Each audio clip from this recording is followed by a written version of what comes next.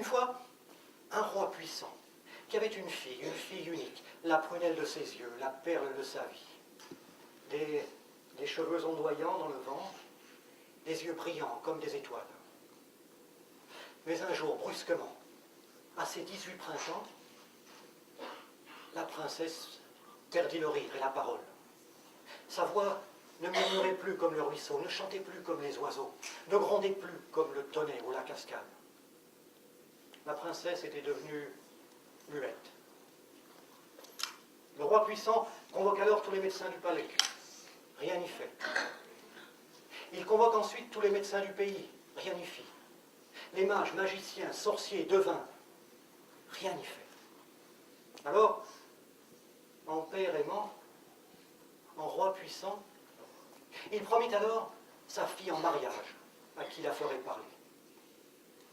Il vint des prétendants, des fiancés de partout, et chacun était un espoir pour le roi.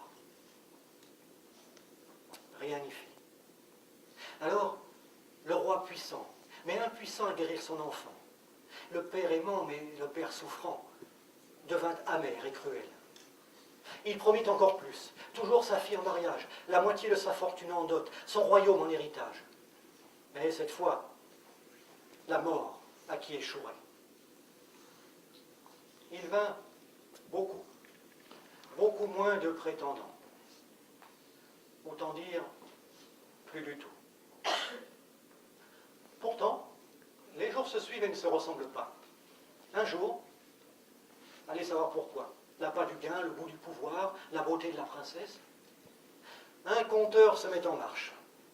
Oh, ce n'était pas n'importe quel conteur, non. C'est un conteur connu, reconnu, confiant dans le pouvoir de sa parole, de son art.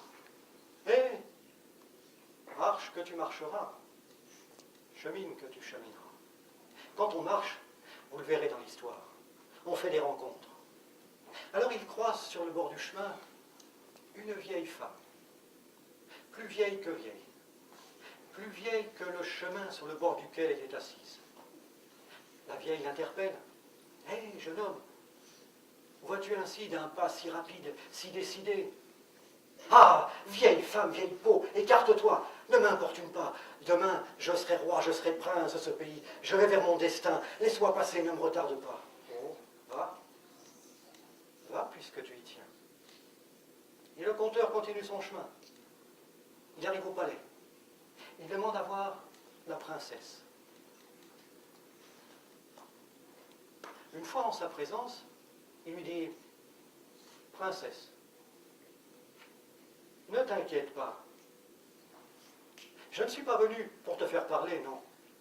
Je suis moi venu simplement pour te raconter une histoire.